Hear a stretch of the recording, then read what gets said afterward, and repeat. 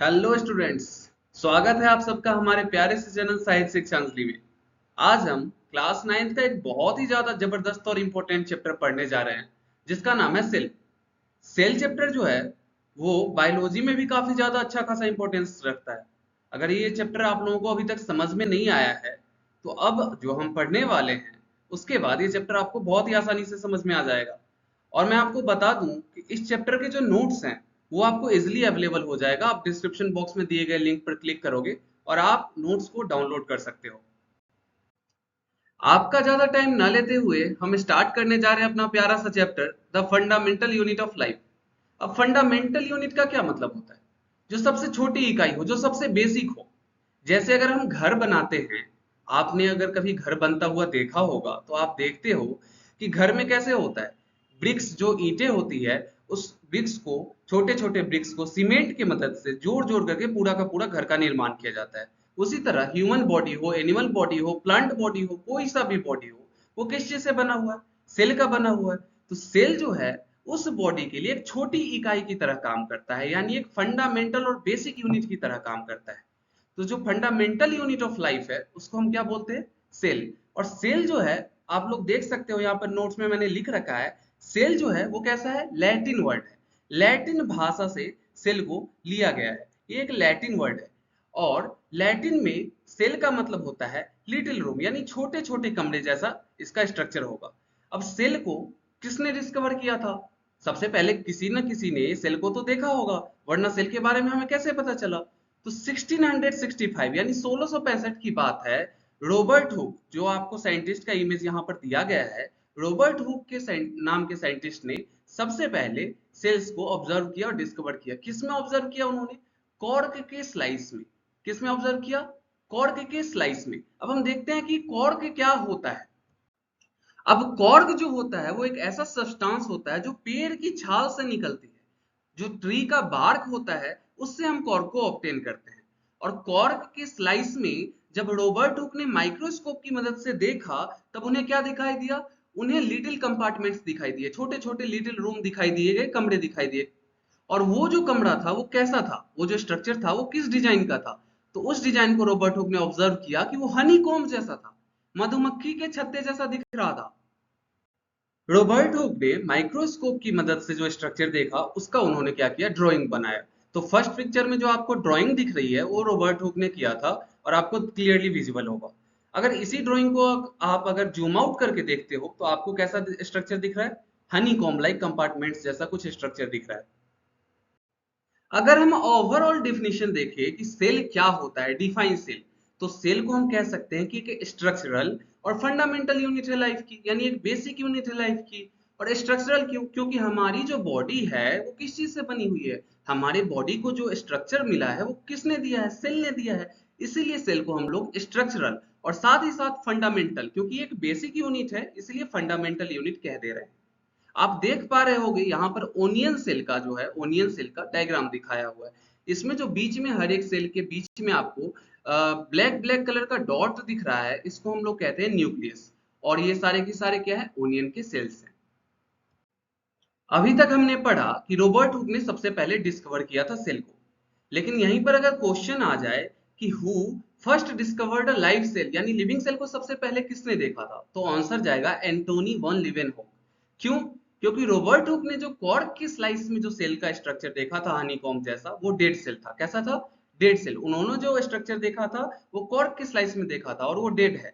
तो अगर लिविंग का क्रेडिट देना हो तो किस साइंटिस्ट को हम देंगे? एंटोनी वन लीवेनहॉक को। तो एंटोनी वन लीवेनहॉक ने सबसे पहले लिविंग सेल देखा था कहां पर? पॉन्ड के वाटर में। और ईयर कौन सा था?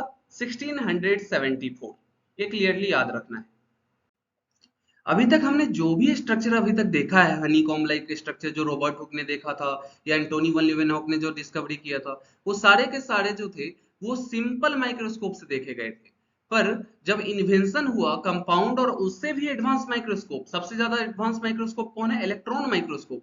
तो कंपाउंड और इलेक्ट्रॉन माइक्रोस्कोप के इन्वेंशन के बाद जो सेल के अंदर और भी जो डिटेल्स हैं, चाहे सेल वॉल हो गया, चाहे साइटोप्लाज्म हो गया, या सेल ऑर्गेनेल्स हो गए, या न्यूक्लियस हो गए, वो कैसा स्ट्रक्चर होता है, इस सब की जानकारी हमें मिल पाई। किसके इन्वेंशन से? कंपाउंड और उससे भी ज्यादा एडवांस माइक्रोस्कोप, इलेक्ट्रॉन माइक्रोस्कोप की डिस्कवरी के बाद। अभी तक हमने पढ़ा कि सेल होता क्या है, इस चीज के बारे में सेल की डिफिनेशन वगैरह हमने देख ली। अब सेल थ्योरी के बारे में पढ़ रहे हैं। अब आप बोलोगे कि सेल थ्योरी होती क्या है, तो देखो यार, जो जो साइंटिस्ट आए ना अभी तक, उन्होंने सेल के बारे में कुछ बोला, कुछ अपनी थ्योरी दी, उसी को हम ओवरऑल समराइज करके सेल थ्योरी में पढ़ते हैं। तो तीन साइंटिस्ट का नाम एनसीईआरटी ने लिख रखा है। कौन कौन? मैथियस स्लीडेन, थियोडोर स्वान और रुडोल्फ वर्चो। स्लीडेन, स्वान और वर्चो, ऐसे भी आप याद रख सकते हो। मैथियस लिटन ने क्या बोला था कि all plants are made up of cells. दुनिया की सारी प्लांट्स जो हैं, सारे पेड़ पौधे किस चीज के बने हुए हैं? सेल्स से बने हुए हैं। फिर थियोडोर स्वान एनिमल पर रिसर्च कर रहे थे, उन्होंने बोला कि एनिमल्स भी सेल के ही बने हुए हैं। All animals are made of cells. तो जब इनसे पूछा गया, इन दोनों साइंटिस्ट से, कि मान लिया आपका बात कि प्लांट्स और एनिमल्स दोनों के दोनों सेल से बने हुए हैं, तो आप मेरे को ये एक्सप्लेन करो कि प्लांट्स और एनिमल्स तो सेल के बने हुए हैं, लेकिन सेल किस चीज से बना हुआ है, ये आप बता सकते हो? तो इन दोनों ने जवाब नहीं दिया कि सेल किस चीज से बना हुआ है। तो बाद में एक साइंटिस्ट आए, रुडोल्फ वर्चो नाम के, उन्होंने इस चीज का एक्सप्लेनेशन दिया। All cells came from pre existing cell.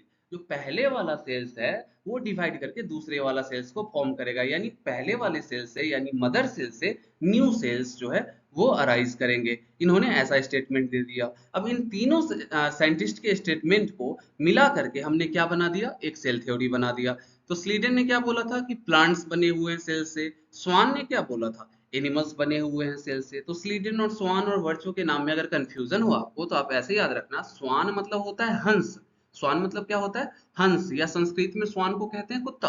तो जितने भी कुत्ता हो गए या हंस हो गए, ये सारे के सारे किस कैटेगरी में आते हैं? एनिमल के कैटेगरी में। एनिमल किंगडम में हम इसको पढ़ते हैं। तो इसीलिए एनिमल्स का थ्योरी किसने दिया होगा? स्वान ने दे दिया होगा। तो बचा कौन? स्लीडन। तो स्लीडन ने प्लांट्स का दिया होगा। और रुडोल्फ वर्चो का यार याद कर लेना कि उन्होंने लास्ट में आए थे और उन्होंने बोला कि सारे के सारे सेल्स किससे बने हुए हैं? प्री एग्जिस्टिंग सेल्स, जो पहले से एग्जिस्ट करने वाले सेल्स हैं, उससे बने हुए हैं। तो इस सेल थ्योरी का एक एक्सेप्शन है, वायरसेस। इस सेल थ्योरी का क्या है एक्सेप्शन? लिखा हुआ है आपके सामने, वायरस।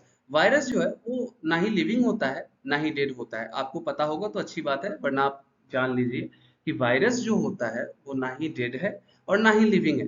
वो बॉडी के बाहर क्रिस्टल के फॉर्म में रहता है, लेकिन जैसे ही बॉडी के अंदर जाता है, किसी भी बॉडी के अंदर, तो वो एक्टिवेट हो जाता है, वो लिविंग की तरह बिहेवियर शो करता है। अगर वो बॉडी के अंदर प्रेजेंट है तो लिविंग है, और अगर कहीं बाहर धरती पे पड़ा हुआ है या लिफ्ट में बटन्स पे लगे हुए हैं, तो वो क्रिस्टल के फॉर्म्स में रहेंगे और वो हार्मफुल नहीं होंगे। जब तक आपके बॉडी में वो एंटर नहीं करते वो एक्टिवेट नहीं होंगे।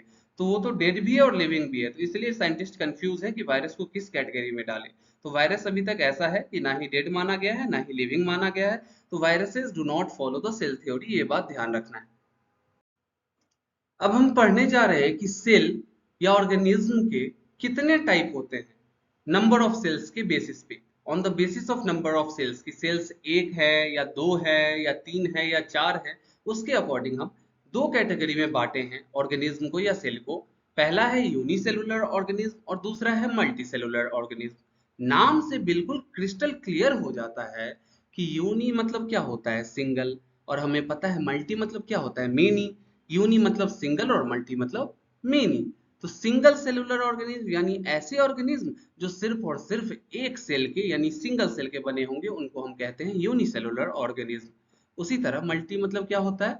मेनी। तो वैसे ऑर्गेनिज्म जो made up of numerous cell यानी मेनी सेल्स के बने होंगे, बहुत सारे सेल्स के बने होंगे, तो वो कैसे ऑर्गेनिज्म हो जाएंगे? Multi cellular organism.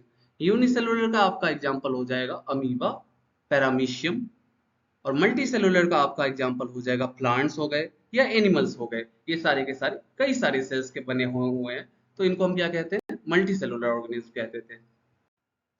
अब देखो, ऑर्गेनाइजेशन के बेसिस पे सेल को दो टाइप में बांटा गया है। एक है प्रोकैरियोटिक सेल, और जस्ट जो दूसरा है वो है यूकैरियोटिक सेल। प्रोकैरियोटिक क्या होता है? प्रोकैरियोटिक दो वर्ड से बना हुआ है, प्रो प्लस कैरियन। उसी तरह यूकैरियोटिक भी दो वर्ड से बना हुआ है, यू प्लस कैरियन।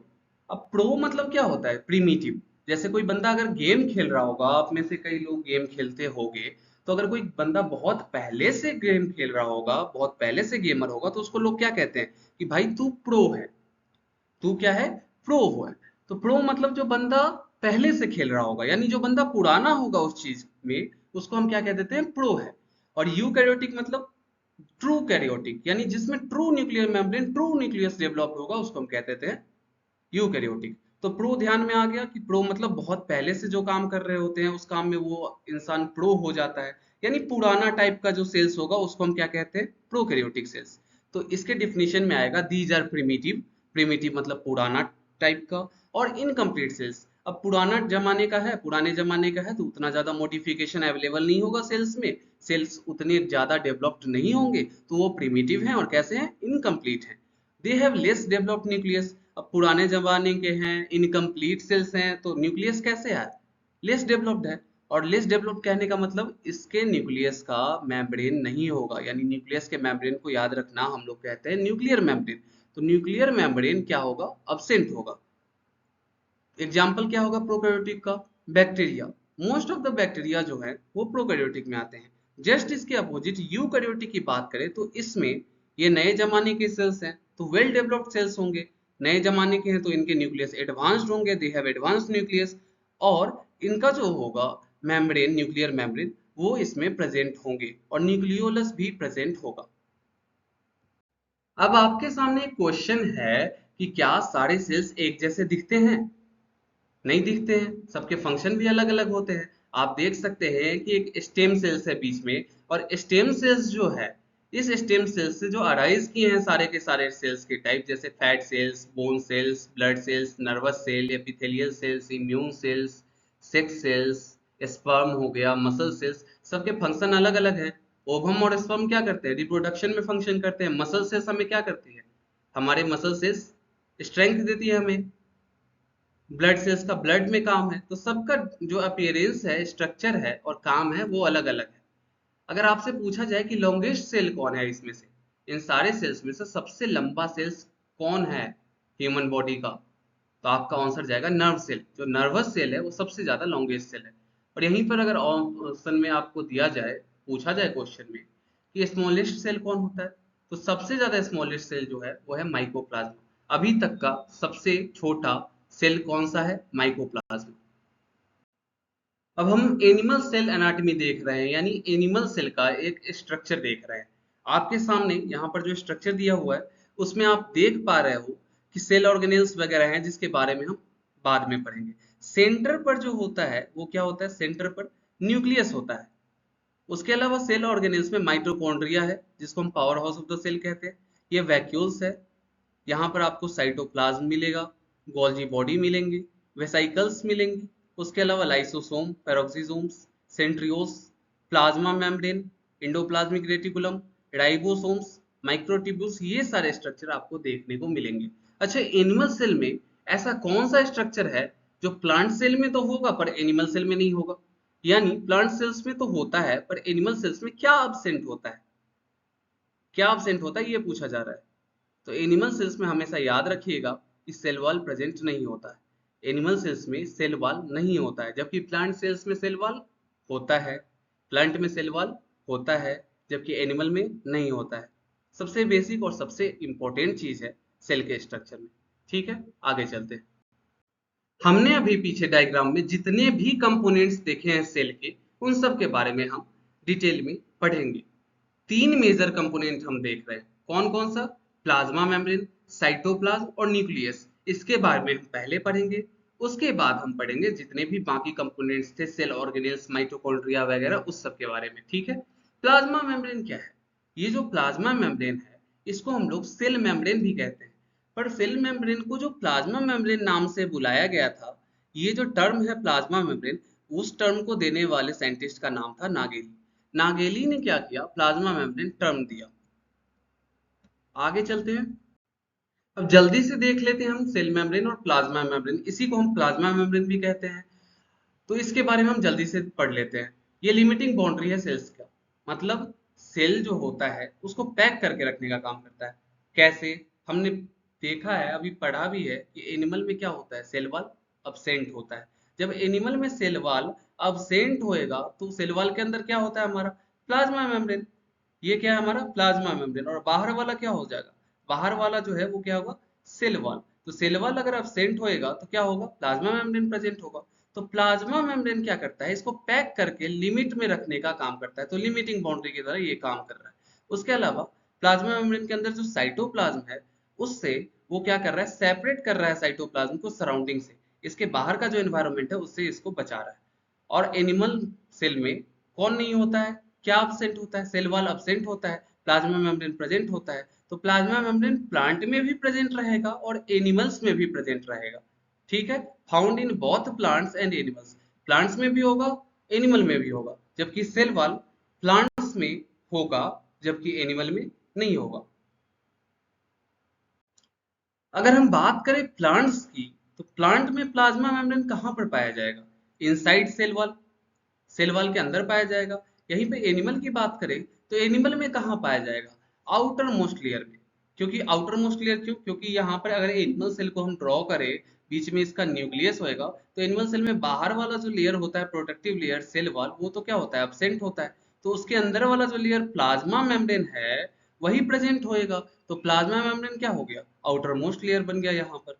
जबकि प्लांट्स में क्या होता है, बाहर वाला लेयर सेल वॉल वो होता है प्रेजेंट, और प्रेजेंट होता है तो ये क्या हो गया, सेकेंड और लेयर बन जाएगा। तो ये इसका मतलब ये सेल वॉल के अंदर है, इसीलिए लिखा गया है कि प्लांट्स के लिए ये सेल वॉल के अंदर है।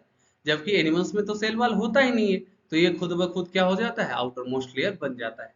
प्लाज्मा मेम्ब्रेन के बारे में कहा जाता है कि एक सेलेक्टिवली परमिएबल मेम्ब्रेन होता है, मतलब जिसको भी मन होगा कि ये अपने मेम्ब्रेन के थ्रू पास होने दे, उसी को पास होने देगा। ये खुद सेलेक्ट करेगा कि किस मॉलिक्यूल्स को अपने आर पार होने देना है और किसको नहीं होने देना है।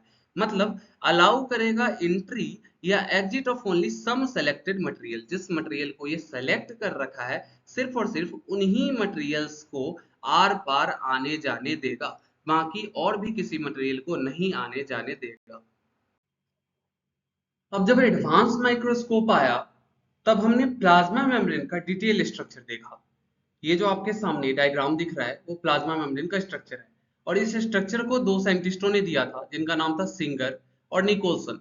सिंगर और निकोलसन नाम के जो दो साइंटिस्ट आए उन्होंने ये वाला मॉडल दिया जो आपके सामने दिख रहा है। इस मॉडल का नाम है फ्लूइड मोज़ेक मॉडल। क्या नाम है, फ्लूइड मोज़ेक मॉडल। इस मॉडल में आप देख पा रहे होंगे कि ये जो स्ट्रक्चर है जिसको हम कहते हैं हेड, और यहाँ पर टेल है। सारे स्ट्रक्चर में देखो हेड है और टेल है, और ऐसे करके बहुत सारे स्ट्रक्चर ने मिल करके बाई लेयर बना रखा है, और इस बाई लेयर को हम क्या कहते हैं, फॉस्फोलिपिड बाई लेयर।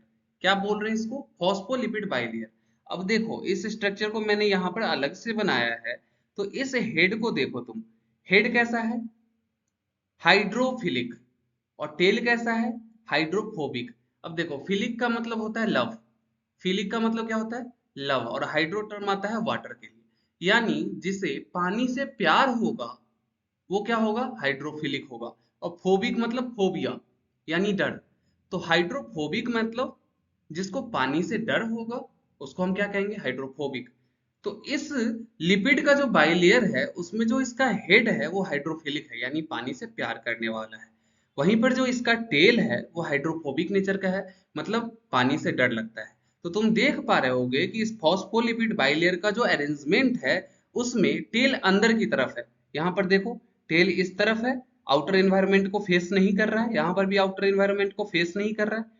नीचे वाले लेयर में तुम देखो कि टेल जो है वो अंदर की तरफ है, आउटर एनवायरनमेंट को फेस नहीं कर रहा है, अंदर की तरफ है। यानी इस तरह से अरेंजमेंट बिठाया गया है कि हाइड्रोफिलिक हेड जो है दोनों के दोनों साइड बाहर की तरफ यानी इन्वायरमेंट को फेस करे, जबकि हाइड्रोफोबिक टेल जो है वो अंदर की तरफ क्या हो, प्रोटेक्टेड रहे।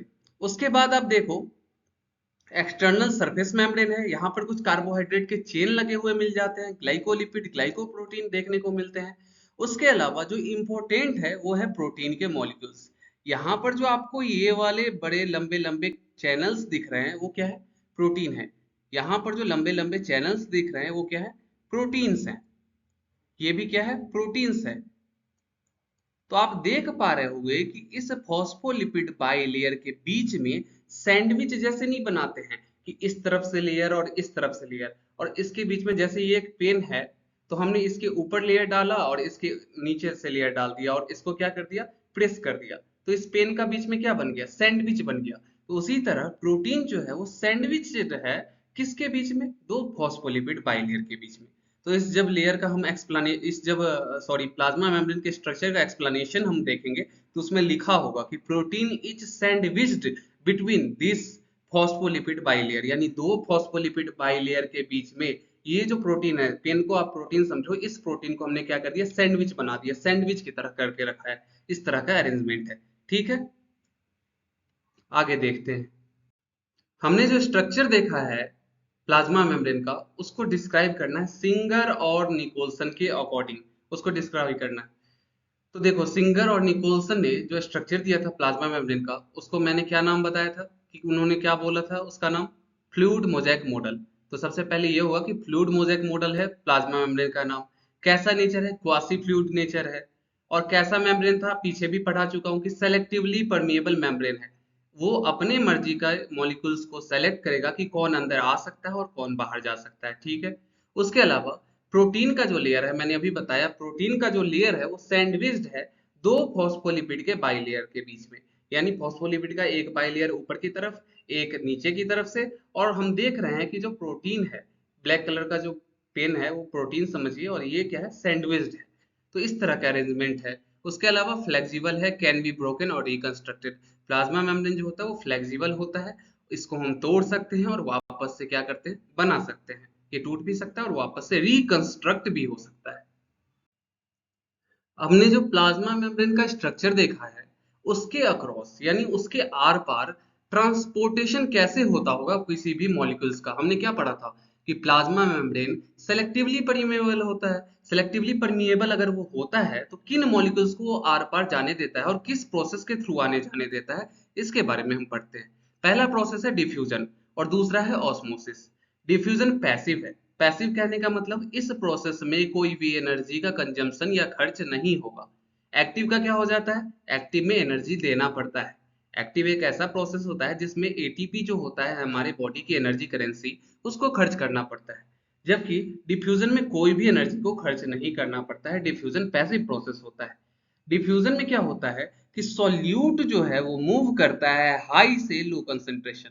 डिफिनीशन के फॉर्म में याद रखना है, उससे अच्छा चार्ट बना के, एरो बना के आप याद रख सकते हैं। डिफ्यूजन एक पैसिव प्रोसेस है और इसमें क्या होता है, जो सॉल्यूट है वो क्या करता है, मूव करता है हाई कंसंट्रेशन से लो कंसंट्रेशन की तरफ। सॉल्यूट और सॉल्वेंट के बारे में पता है ना आपको। सॉल्यूट जो लेस अमाउंट में अवेलेबल रहता है किसी सॉल्यूशन में, और सॉल्वेंट ज्यादा मात्रा में अवेलेबल होता है। सॉल्यूट घुलने वाला होता है और सॉल्वेंट घुलाने वाला होता है in most of the cases. ठीक है, तो सॉल्यूट क्या है, मूव करता है अपने हायर कंसंट्रेशन से लोअर कंसंट्रेशन से, मतलब ज्यादा मात्रा से कम मात्रा की तरफ जाएगा। उस प्रोसेस को हम क्या कहते हैं, डिफ्यूजन। ऑस्मोसिस क्या कहते हैं, ऑस्मोसिस किसको कहते हैं, ऑस्मोसिस मतलब सॉल्वेंट अब मूव कर रहा है। डिफरेंस देखिएगा, डिफ्यूजन में सॉल्यूट मूव कर रहा था हाई से लो कंसंट्रेशन में, ऑस्मोसिस में सॉल्वेंट मूव कर रहा है हाई से लो कंसंट्रेशन में सेमी परमिएबल मेम्ब्रेन के थ्रू। हाई से लो जाएगा तो डिफ्यूजन हुआ, लेकिन यहीं पर सॉल्वेंट का मूवमेंट हाई से लो हो रहा है, लेकिन किसके थ्रू, किसी भी सेमी परमिएबल मेम्ब्रेन के आर पार अगर हो रहा हो तो उस केस में हम क्या कहते हैं, ऑस्मोसिस। डिफ्यूजन भी हो रहा था हाई से लो कंसेंट्रेशन में, लेकिन वो क्या था, सेमी परमिएबल मेम्ब्रेन के थ्रू नहीं हो रहा था, तो उसको हम क्या बोल दिए, डिफ्यूजन। लेकिन यही हाई से लो मूवमेंट सॉल्वेंट का हो रहा है, लेकिन किसके थ्रू, किसी सेमी परमिएबल मेम्ब्रेन यानी प्लाज्मा मेम्ब्रेन वगैरह के थ्रू, तब हम क्या कहते हैं, उसको ऑस्मोसिस कहते हैं। ये डिफरेंस है इन दोनों के बीच में। हमें दो टाइप के ऑस्मोसिस देखने को मिलेंगे। पहला है इंडो ऑस्मोसिस और दूसरा जो ऑस्मोसिस है उसको कहते हैं एक्सो ऑस्मोसिस। अब दोनों टर्म को ज्यादा डिटेल में समझने की जरूरत नहीं है, नाम से ही पता चलता है। एक्सो मतलब बाहर, एक्स, एक्स जहां पर भी लगा रहता है मतलब चीजें बाहर जा रही है, और इंडो मतलब होता है अंदर, अंदर। ठीक है, तो इंडो ऑस्मोसिस और एक्सोस्मोसिस इसके नाम से ही क्लियर है। एक्सोस्मोसिस मतलब बाहर हो रहा होगा मूवमेंट। तो देखो इसके डिफिनीशन में क्या लिखा हुआ है, मूवमेंट ऑफ सॉल्वेंट, सॉल्वेंट का मूवमेंट, ऑस्मोसिस है तो सॉल्वेंट का मूवमेंट कहाँ हो रहा है, आउटसाइड द सेल। मैंने बोला था एक्सो का मतलब होता है बाहर, तो बाहर अगर जा रहा है, सेल के बाहर जा रहा है, तो उसको हम क्या कह देते हैं, एक्सोस्मोसिस कह देते हैं। यहाँ पर इंडो लिखा हुआ है पर यहाँ पर क्या होगा, एक्सो होगा, मैं एक्स कर दे रहा हूँ, इसको हम कहते हैं एक्सोऑस्मोसिस। ये ई एक्स ओ होगा, रिपीट कर रहा हूँ, ये एक्सोस्मोसिस लिखा हुआ है, इंडोस्मोसिस टाइपिंग मिस्टेक है। फिर इंडोऑस्मोसिस की बात करूं तो मूवमेंट ऑफ सॉल्वेंट, सॉल्वेंट का movement into the cell, cell के अंदर, उसको हम क्या कहते हैं, इंडोऑस्मोसिस। मैंने बोला था इंडो मतलब अंदर, यानी अंदर आ रहा है तो इंडोऑस्मोसिस, और बाहर गए तो एक्सोऑस्मोसिस। अब देखो यार, तीन तरह के कंडीशन होंगे ऑस्मोसिस के वजह से। पहला कंडीशन है हाइपरटोनिक कंडीशन, दूसरा कंडीशन है आइसोटोनिक कंडीशन, और तीसरा कंडीशन है हाइपोटोनिक कंडीशन। अब ये तीनों कंडीशन क्यों होंगे, ऑस्मोसिस की वजह से। अब इसको सिंपली समझने के लिए ना, एक चीज तुम ध्यान से देख लो। कौन सी चीज? हमेशा याद रखो कि वाटर का जो मूवमेंट है ऑस्मोसिस में, मैंने पढ़ा है कहां से कहां था, high to low, high to low. High to low अगर मूवमेंट होगा किसके थ्रू होगा, एक सेमी परमिएबल मेम्ब्रेन के थ्रू। यानी सेमी परमिएबल मेम्ब्रेन के थ्रू अगर हाई टू लो मूवमेंट हो रहा होगा तो हम क्या कहेंगे, ऑस्मोसिस हो रहा है। तो यहाँ पर देखो हाइपरटोनिक कंडीशन, आइसोटोनिक कंडीशन और हाइपोटोनिक कंडीशन है। और हमें क्या याद रखना है कि वाटर जो है वो हाई से लो जाएगा हमेशा। तो देखो हाइपरटोनिक कंडीशन सबसे पहले समझते हैं। हाइपरटोनिक कंडीशन कहने का मतलब, हाइपर, हाइपर मतलब बहुत ही ज्यादा स्ट्रेसफुल कंडीशन। तो उस कंडीशन में क्या होगा कि यहाँ पर याद रखना कि एनवायरमेंट में पानी की कमी हो जाएगी। हाइपर मतलब स्ट्रेसफुल कंडीशन, यानी एनवायरमेंट में स्ट्रेस है, सूखा पड़ गया है चारों तरफ, तो क्या होगा, एनवायरमेंट में मान लो पानी की कमी हो गई, तो पानी यहाँ पर क्या होगा, कम होगा, डिक्रीज कर जाएगा। और सेल के अंदर पानी क्या होगा, ज्यादा होगा। तो हमने क्या पढ़ा कि वाटर कहाँ से कहाँ जाएगा, हाई टू लो जाएगा। तो सेल के अंदर पानी ज्यादा है और इन्वायरमेंट में सूखा वगैरह पड़ने के कारण पानी कम हो गया, तो सेल के अंदर से पानी निकल के कहाँ चला जाएगा, बाहर की तरफ चला जाएगा। एरो में दिख रहा होगा, यहाँ पर जो एरो इंडिकेट कर रहा है कि पानी बाहर की तरफ जा रहा है, ठीक है, कि पानी सेल के अंदर से बाहर की तरफ जा रहा है। तो सेल के अंदर से जब पानी निकलेगा तो जो फूला फूला इन्फ्लेटेड सेल्स था, जो सेल श्रिंक नहीं था, जो फूला हुआ मोटा तगड़ा सेल्स था, वो क्या हो जाएगा, प्लाज्मोलाइज्ड हो जाएगा। अब तुम बोलोगे प्लाज्मोलाइज्ड क्या होता है, तो प्लाज्मोलाइज्ड ऐसा कोई रॉकेट साइंस का टर्म नहीं है। प्लाज्मोलाइज्ड का मतलब सिकुड़ जाएगा। तुम देखो नहीं यार कि यहाँ पर जो सेल थे वो फूले फूले थे, ये इतने सिकुड़ गए, इतने सिकुड़ गए कि इनके प्लाज्मा मेम्ब्रेन देखो बाउंड्री वॉल से बिल्कुल अलग होने के कगार पे था। ये रहा इसका सेल वॉल, और प्लाज्मा मेम्ब्रेन बिल्कुल सिकुड़ करके अंदर बिल्कुल अभी टूटने टूटने जैसा हो रखा है। देखो इतने ज्यादा सिकुड़ गए, क्यों? क्योंकि बाहर स्ट्रेसफुल कंडीशन था, बाहर पानी की कमी थी, तो कमी होगी तो क्या होगा, वाटर हमेशा हाई से लो कंसेंट्रेशन जाता है। तो अंदर जो है साइटोप्लाज्म में वाटर का कंसेंट्रेशन ज्यादा था, तो अंदर से बाहर पानी गया, जिसके कारण सेल क्या हो गया, सिकुड़ गया। फिर एक कंडीशन आता है आइसोटोनिक कंडीशन। ये भी ऑस्मोसिस में हो सकता है कि ऑस्मोसिस के वक्त आइसोटोनिक कंडीशन मेंटेन हो। मतलब आइसो मतलब होता है क्या, आइसो का मतलब मैं यहाँ पर लिख देता हूँ। आइसो का मतलब होता है सेम, यानी बिल्कुल एक जैसा। यानी इन्वायरमेंट में बाहर और सेल के अंदर पानी का जो लेवल है, पानी का जो कंसंट्रेशन है, वो बिल्कुल सेम हो। तो पानी कहाँ से कहाँ जाता है, मैंने याद करने के लिए बोला, हाई से लो की तरफ जाता है। पानी कहाँ से कहाँ जाएगा, हाइयर कंसंट्रेशन से लोअर कंसंट्रेशन। पर मैं कह रहा हूँ कि बाहर भी कंसंट्रेशन वाटर का बराबर है और अंदर भी सेम है, तो पानी कहाँ जाएगा, कहीं नहीं। जितना अंदर जाएगा उतना ही बाहर जाएगा। मान लो ऑस्मोसिस हो भी रहा हो, यहाँ जितना बाहर जा रहा है तो वाटर वहां भी तो उतना ही है, उतना ही अंदर आ जा रहा है। तो सेल के स्ट्रक्चर में कोई फर्क नहीं होगा। यहाँ पर तो सेल सिकुड़ गया था, प्लाज्मोलाइज्ड हो गया था, पर यहाँ पर कोई फर्क नहीं आएगा। साइटोप्लाज्म में जो वाटर का कंटेंट है वो क्या है, इक्वल है। किसके वाटर कंटेंट से, एनवायरमेंट के वाटर कंटेंट से। तब कौन सा कंडीशन आएगा, आइसोटोनिक कंडीशन आएगा। और हाइपोटोनिक कंडीशन, हाइपर मतलब ज्यादा स्ट्रेसफुल कंडीशन, हाइपोटोनिक कंडीशन कहने का मतलब अब जो है वाटर क्या हो गया, अंदर आएगा। क्यों अंदर आएगा, तो यहाँ पर साइटोप्लाज्म में पानी की क्या हो गई, कमी। मैंने क्या बोला, हाई से लो जाएगा, तो लो कंसंट्रेशन कहाँ पे हो गया, साइटोप्लाज्म में यानी सेल के अंदर। और हाई कंसंट्रेशन कहाँ पे हो गया, इन्वायरमेंट में। मान लो बहुत ज्यादा बारिश हो गई, बहुत ज्यादा बारिश हो गई तो एनवायरनमेंट में क्या है, अच्छा खासा पानी है, तो वो क्या होगा, अंदर आ जाएगा वापस से। तो ये कौन सा होगा, हाइपोटोनिक कंडीशन होगा। इसके एक एग्जांपल अगर मैं देने की बात करूं तो आप रेजिन देखे हो, किशमिश, उसको क्या करो कि ग्लास ऑफ वाटर में आप उसको डाल दो, और सुबह जब उठ के देखोगे, ऑब्जर्व करोगे उसको, तो वो फूला हुआ मिलेगा। किसमिस आपको फूला हुआ मिलेगा। मतलब कौन सा इसका एग्जांपल हो गया, हाइपोटोनिक कंडीशन का, कि आपने जब एनवायरनमेंट में काफी ज्यादा हाई दे दिया वाटर, ग्लास में जब पानी भरा तो ग्लास ही उसका एनवायरनमेंट हो गया। तो ग्लास में क्या था, पानी बहुत ज्यादा था, तो रेजिन ने क्या किया, उस पानी को ऑब्जॉर्व किया, क्योंकि वाटर हमेशा हाई से लो जाएगा, तो हाई से लो जाएगा तो क्या होगा, ग्लास का पानी अंदर चला गया, सेल के अंदर घुस गया, साइटोप्लाज्म के अंदर, जिसकी वजह से क्या हो गया, सेल का स्ट्रक्चर मोटू मोटू सा आपको लगेगा, फूला फूला हुआ लगेगा। आइसोटोनिक में ऐसा कुछ नहीं लगेगा, क्योंकि अंदर बाहर एनवायरमेंट का वाटर का कंसंट्रेशन इक्वल है। यहीं पर हाइपरटोनिक की बात करें तो हाइपरटोनिक में क्या हो जाता है, सेल सिकुड़ जाता है, प्लाज्मोलाइज्ड हो जाता है। जैसे धूप वगैरह में सुखा दो अंगूर को तो वो क्या बन जाता है, रेजिन्स बन जाता है। ठीक है, अब हम पढ़ने जा रहे हैं सेल वॉल के बारे में। सेल वॉल के बारे में मैंने एक इंपॉर्टेंट चीज आपको बता दिया है, क्या, कि सेल वॉल अब्सेंट कहाँ होता है, एनिमल के सेल में, प्रेजेंट कहाँ होता है, प्लांट के सेल में। ठीक है, एनिमल के सेल में सेल वॉल नहीं होता है। Outer most covering of plant cell, क्या लिखा हुआ है कि ये आउटर मोस्ट कवरिंग है प्लांट के सेल का, एनिमल सेल का तो नहीं हो सकता, क्योंकि एनिमल सेल में तो अब्सेंट होता है। इसलिए सेकेंड पॉइंट है absent in animal cell. Cell wall अगर आउटर मोस्ट कवरिंग है प्लांट सेल का, तो जो सबसे बाहर वाला कवरिंग होगा उसको कैसा होना चाहिए, थोड़ा सा कॉमन सेंस लगाइए, कैसा होना चाहिए, स्ट्रांग होना चाहिए, मोटा तगड़ा होना चाहिए, प्रोटेक्टिव फंक्शन होगा ना। जो बाहर होगा उसको मौसम को झेलना होगा, एनवायरमेंट को झेलना होगा, एनवायरमेंट को फेस करने के लिए उसका प्रोटेक्टिव फंक्शन होगा, प्रोटेक्टिव फंक्शन को करने के लिए उसको रिजिड होना चाहिए, मोटा होना चाहिए, है ना। तो रिजिड है, सेल वॉल कैसा है, रिजिड है, हार्ड है, थिक है, मोटा है, और उसके अलावा नॉन लिविंग स्ट्रक्चर है, लिविंग नहीं है, नॉन लिविंग स्ट्रक्चर, बाहर एनवायरमेंट को फेस कर रहा है तो नॉन लिविंग स्ट्रक्चर है।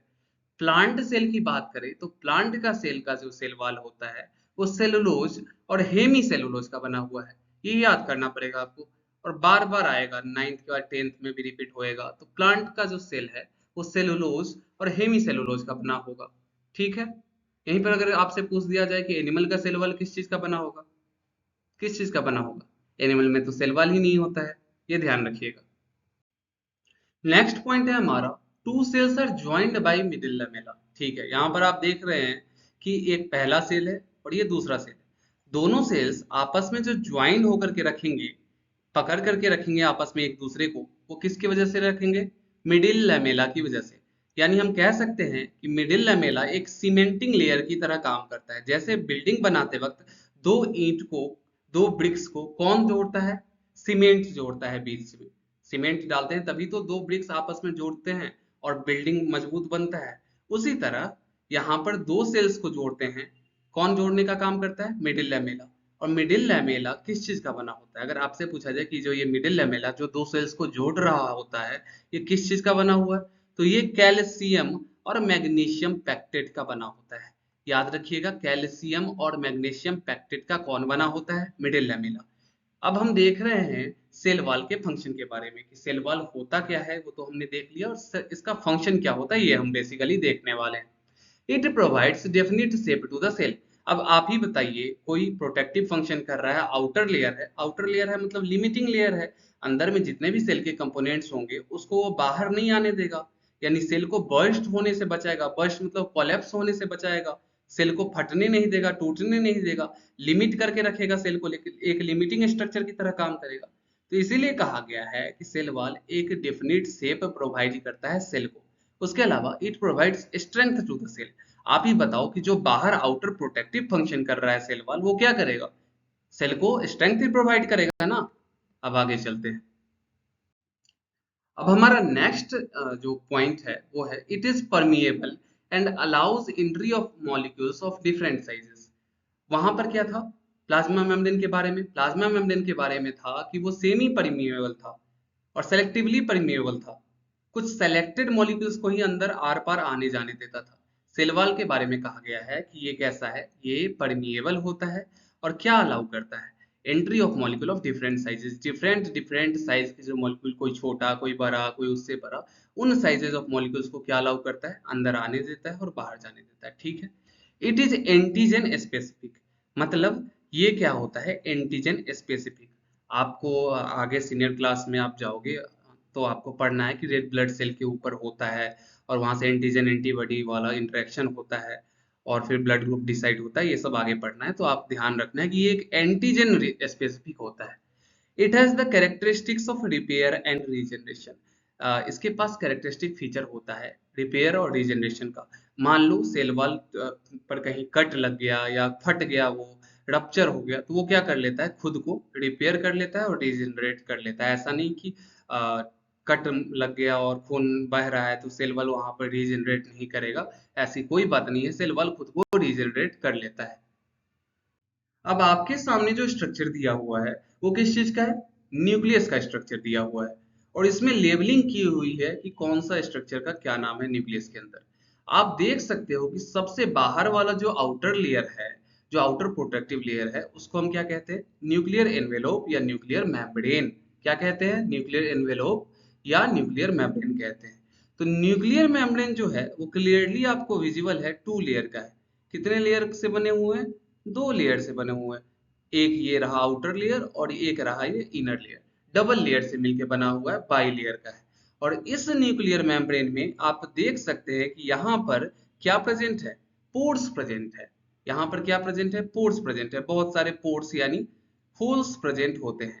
और इन पोर्स को क्या कहते हैं हम लोग, न्यूक्लियर पोर्स। अगर किसी भी सब्सटेंस को अंदर जो है साइटोप्लाज्म से अंदर आना होगा न्यूक्लियस के, तो कैसे आएगा, न्यूक्लियर पोर्स के मदद से आएगा। या बाहर जाना होगा तो कैसे जाएगा, इन्हीं न्यूक्लियर पोर्स के द्वारा जाएगा। यानी न्यूक्लियर पोर्स एक ऐसा रास्ता है जिसके थ्रू कोई भी सब्सटेंस अंदर आ सकता है या कोई भी सब्सटेंस बाहर जा सकता है, ठीक है। उसके अलावा और क्या देखने को मिलेगा, क्रोमैटिन देखने को मिलेगा। ये क्या होता है आगे हम पढ़ने वाले हैं।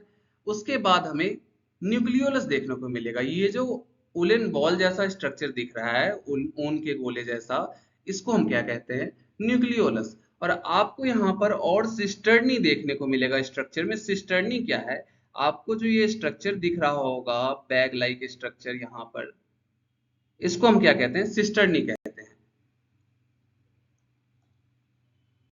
हमने जितने भी स्ट्रक्चर्स देखे हैं अभी न्यूक्लियस में, उन सबको हम थोड़ा सा डिटेल में जानते हैं। न्यूक्लियस को क्या कहा जाता है, brain of a cell. Brain of a cell क्यों कहा जाता है, क्योंकि ये सेल की आत्मा होती है। सेल के सारे फंक्शन नहीं, लेकिन most of the function nucleus control कर रहा होता है।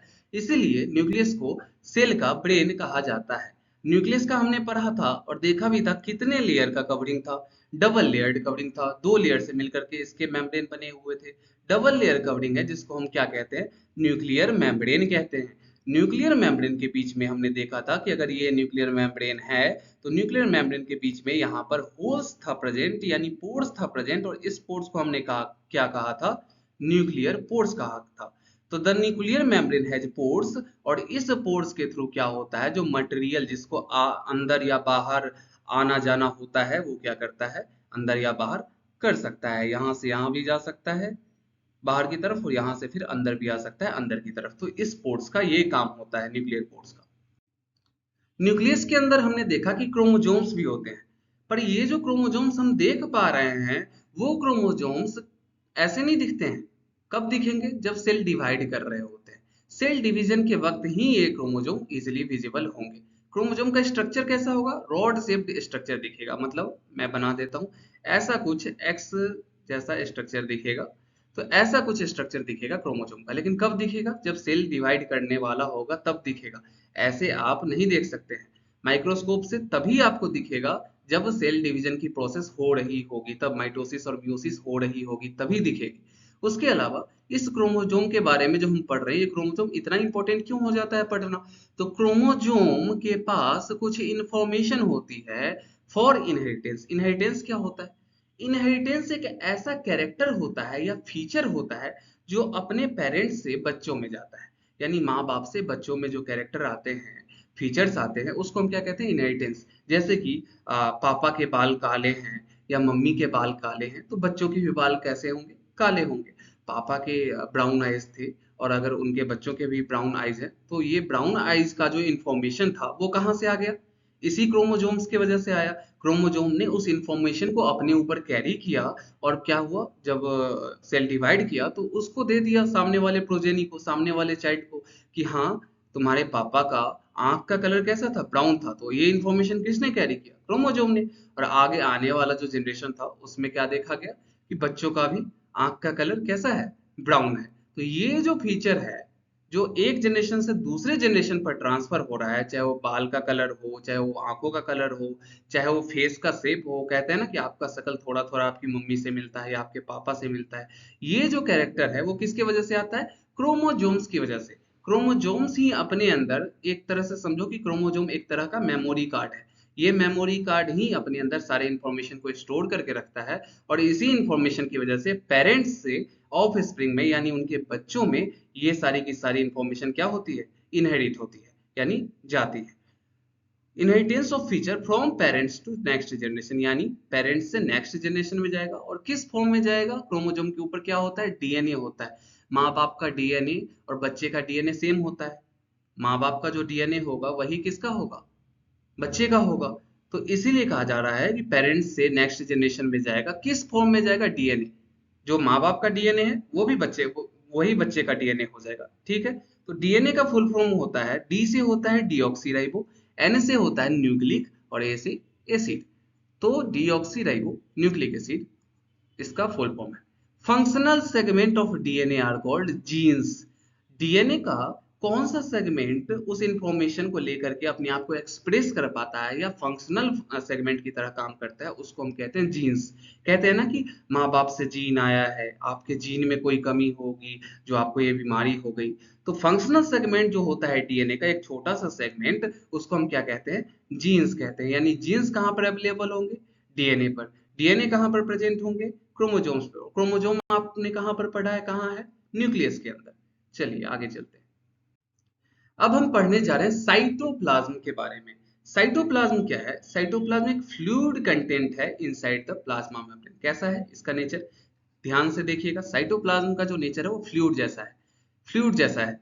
ठीक है। It also contain many specialised cell organelles. फिलहाल हम एक डायग्राम बना करके देखते हैं। अगर ये हमारा एनिमल का सेल है तो आउटर लेयर क्या होगा? Plasma membrane. क्योंकि एनिमल के सेल में क्या नहीं होता है? सेल वॉल होता नहीं है, तो आउटर लेयर क्या है इसका? Plasma membrane. प्लाज्मा मेम्ब्रेन के अंदर क्या होता है? साइटोप्लाज्म होता है। लिक्विड लिक्विड जैसा स्ट्रक्चर रहता है, फ्लूइड जैसा स्ट्रक्चर रहता है। देखिए यहाँ पर फ्लूइड भरा होता है, और इस फ्लूइड को हम लोग क्या कह देते हैं? साइटोप्लाज्म। इसी फ्लूइड को हम लोग क्या कह देते हैं? साइटोप्लाज्म।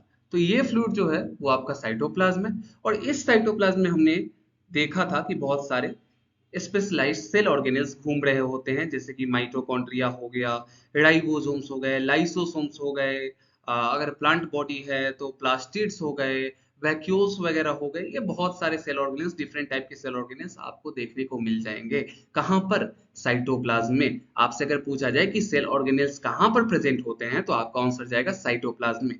एनिमल के सेल में आउटर लेयर प्लाज्मा मेम्ब्रेन है, और उसके अंदर प्रेजेंट है हमारा क्या? साइटोप्लाज्म। और साइटोप्लाज्म में क्या होता है? सेल ऑर्गेनेल्स होते हैं। और यहीं पर सेंट्रल में हम देखते हैं कि क्या प्रेजेंट होता है? न्यूक्लियस प्रेजेंट होता है। और न्यूक्लियस का स्ट्रक्चर हमने पीछे देख लिया कि न्यूक्लियर मेम्ब्रेन वगैरह कैसे कैसे होता है। ठीक है। Each of these organelles perform a specific function for the cell. अब साइटोप्लाज्म में जो भी सेल ऑर्गेनेल्स प्रेजेंट रहते हैं वो अपने सेल के लिए कुछ एक स्पेसिफिक फंक्शन परफॉर्म करते हैं, यानी कुछ एक जरूरी फंक्शन को परफॉर्म करते हैं। मान लीजिए सेल ऑर्गेनल माइटोकॉन्ड्रिया है, तो माइटोकॉन्ड्रिया को हम लोग power house of the cell कहते हैं। वो क्या करेगा? एनर्जी चाहिए। जैसे बॉडी कोई काम कर रहा है, उसके लिए क्या चाहिए? एनर्जी चाहिए। वो कौन देगा? हमारे सेल में जो माइटोकॉन्ड्रिया प्रेजेंट है वही देगा। उसके अलावा जो राइबोसोम्स है वो प्रोटीन बनाएगा। उसी तरह जितने भी सेल ऑर्गेनेल्स हैं उनके कुछ अलग अलग काम बांटे हुए हैं कि तुम ये करोगे, तुम वो करोगे, और सारे मिलकर के एक तरह से as a whole, as a system काम कर रहे हैं साइटोप्लाज्म के अंदर। हमने इस वीडियो में साइटोप्लाज्म तक कवर अप कर लिया है। उसके बाद बच जा रहा है हमारा सारे के सारे सेल ऑर्गेनेल्स, चाहे माइटोकॉन्ड्रिया हो, चाहे वो लाइसोसोम्स वगैरह हो, सब कुछ बचा हुआ है। इस सारे सेल ऑर्गेनेल्स को एक बार में हम पार्ट 2 में कवर अप कर लेंगे। तकरीबन 15 मिनट का वीडियो होगा, 15 से 20 मिनट बहुत हो गया। और ड्यूरेशन वीडियो की हमें नहीं देखनी चाहिए, क्योंकि समझ में भी आना चाहिए डिटेलिंग के साथ। अगर मैं कुछ छोड़ करके आगे बढ़ जाऊं तो वो अच्छी बात नहीं है। तो मैं सेल ऑर्गेनेल्स को एक टाइम लेके 15 से 20 मिनट का नेक्स्ट वाले पार्ट में कवर अप करूंगा। और अगर इस वाले लेक्चर में, इस वाले चैप्टर में जो मैं अभी पढ़ा चुका हूँ, पढ़ा रहा हूँ, उसमें अगर आपको कोई दिक्कत हो तो आप कमेंट सेक्शन में डायरेक्ट आप कमेंट कर सकते हैं कि मुझे ये प्रॉब्लम है। चाहे वो वीडियो की क्वालिटी से रिलेटेड हो, या वीडियो की ड्यूरेशन से रिलेटेड हो, या कि कोई सा भी हो, कैसा भी प्रॉब्लम हो, आप बेझिझक कमेंट कर सकते हैं। और आप अपना कीमती सलाह हमें दे सकते हैं। और पार्ट 2 में हम जल्द ही मिलते हैं। तब तक के लिए जय हिंद, जय भारत।